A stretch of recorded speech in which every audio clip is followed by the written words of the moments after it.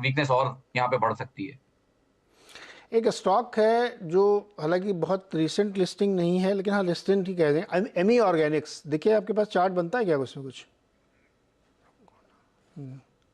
जी, chart तो बनता है, बट जब से लिस्ट हुआ है तब तक उस रेंज के लोअर एंड पे ही चल रहा है सर। लास्ट अगर आप इसको देख लें, रुकिए, छह इसमें एक सात क्वार्टर का सवाल, इस चार्ट रुको रुको तो। रुको सरवेंद्र जी, रुको एक मिनट। गणेश जी हमारे साथ चिकमंगलूर से। गणेश जी आप बताइए क्या सवाल है एमी ऑर्गेनिक्स पे नमस्ते। आपका? जी हाँ, आमी ऑर्गेनाइज 150 क्वांटिटी है सर मेरे पास। हाँ, 1281 के बाई कर दिया मैंने। अभी तो नुकसान हो गया आपको काफ़ी। हाँ, काफी नुकसान है। होल्ड करेंगे इसको आप? 56,000 लॉस है अभी। तो अभी इसको आप होल्ड कर सकते हैं ना? हाँ, कर सकते हैं। ओके सरवेंद्र जी, होल्ड कर सकते हैं। ये डेटा कम होगा, लेकिन फिर भी आप बताएं इसमें कि क्या करें गणेश जी। देखिए डेटा इसमें मुश्किल से मुझे जो दिख रहा है, छह क्वार्टर का कंप्लीट है, सातवां क्वार्टर चल रहा है। और जब से लिस्टिंग हुई है तब से हर क्वार्टर में इसने एक बार 850 को सलामी दी है, मतलब 850 के आसपास आता ही है, और अभी भी इस क्वार्टर में भी वहां पे आया। और उसके बाद जो इसकी अपर रेंज बनती है वो तकरीबन 1050 बनती है। तो उछाल में शायद इनका भाव आ जाए, डेटा बहुत कम है बट उछाल में शायद इनका भाव आ जाए। तो मेरे हिसाब से फिर उस समय डिसाइड कर लें, एक बार कॉल ले लें कि अगर पैटर्न्स कैसे बन रहे हैं तब डिसाइड कर लेंगे। तो उछाल आएगा, फिलहाल ट्रेड में बने रहें। उछाल में डेफिनेटली अगर 1050 का भाव आता है तो एक बार निकलने की कोशिश करें, या एटलीस्ट दोबारा एक बार राय ले लें। ओके, इस पर एक बार दोबारा राय लीजिएगा आप। गणेश जी आप हमारे साथ जुड़े रहिएगा, हम लोग इस पर राय लेते रहेंगे। और अभी फ़िलहाल के लिए आपके जो सर्वे सजेस्ट कर रहे हैं इस पर आप अमल करिएगा। अच्छा, दिलप्रीत कौर जी ने एक ट्विटर पे सवाल भेजा है। इनके पास दो शेयर हैं शायद, एक मदरसन है, संवर्धन मदरसन, 12,000 शेयर हैं, एवरेज प्राइस है 86 का। और मारुति के 10 शेयर हैं 7,500 के। एक साल से ज़्यादा ये समय नहीं दे सकती दिलप्रीत। तो पहले तो बताइए संवर्धन मदरसन में क्या करें? 1200 शेयर 86 पे। जी देखिए, यहाँ पे मेरा मानना ये है कि वीक स्टॉक है और अपने लॉन्ग टर्म मीडियम टर्म सारे दायरे तोड़ के ट्रेड कर रहा है। तो आई थिंक वीकनेस यहाँ बनी रहेगी, और मुझे लगता है कि नीचे में 52-53 के भी स्तर यहाँ आ सकते हैं। तो मेरी तो राय रहेगी अगर निकल सकते हैं तो इसमें से निकल जाएं। जैसे मैंने बोला है, बाउंस में बिल्कुल पार्टिसिपेट नहीं कर रहा है बाजार के साथ, और वीकनेस आती रह रही है, तो यहाँ डेफिनेटली निकल जाए मदरसन में। और मारुति में 7,500 पे लिया है। देखिए मारुति में मैं किन्हीं कारणों से, कंप्लायंस कारणों से आज राय नहीं दे पाऊंगा। ओके, अच्छा आप ये बताइए कि निफ्टी जो है मार्केट पे मुझे राय चाहिए।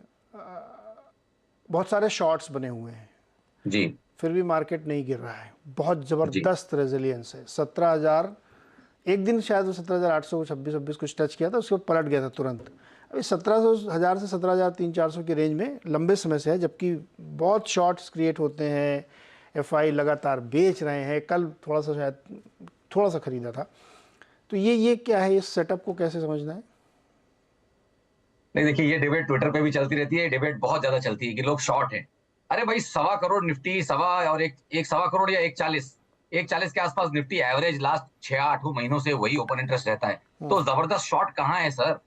ये तो जस्ट स्टेटस क्वो है, उसी के अंदर कुश्ती चल रही है, बट कोई जबरदस्त शॉर्ट नहीं है। इंडिया में I think market wide limits use होती ही नहीं है, hardly 5-10% market wide limit use होती है। आप लिक्विड से लिक्विड शेयर में चले जाइए, कुछ स्टॉक तो चली जाते हैं, बैरमैन में 2-4-5 स्टॉक जाते हैं, बट इंडिया में मार्केट वाइड लिमिट पूरी यूज होती ही नहीं है। जब तक पूरी मार्केट वाइड लिमिट एटलीस्ट ना यूज हो जाए तब तक आप कैसे बोलेंगे कि एग्रेसिवली कोई पोजीशंस लॉन्ग या शॉर्ट बन गई हैं? 10-15%, 20% of market wide limit getting used every day is not any aggressive positioning. मतलब ये कोई एग्रेसिव पोजिशनिंग है ही नहीं, चाहे लॉन्ग चाहे शॉर्ट। तो ये दोनों तरफ का जो ज्ञान चलता है ना कि लोग लॉन्ग है और लोग शॉर्ट है, मुझे वो समझ नहीं आता सर। तो मेरे हिसाब से तो कुछ नहीं है, इट्स अ स्टेटस को। 1.25 करोड़ 1.5 करोड़ निफ्टी सदियों से चला आ रहा है, मतलब लास्ट 12-18 महीने से चला आ रहा है, उसके ऊपर पोजीशन बढ़ती नहीं है। अगर कभी 2-2.5 करोड़ निफ्टी की ओपन इंटरेस्ट बने तब हम डिसाइड करें एग्रेसिवली कि किसी ने लॉन्ग पोजीशन किया या शॉर्ट पोजीशन किया।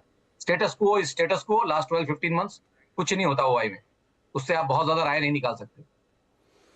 तो इतने हल्के उसमें भी मार्केट रुक गया, टिक गया है, जबकि बहुत ज़्यादा शॉर्ट नहीं है।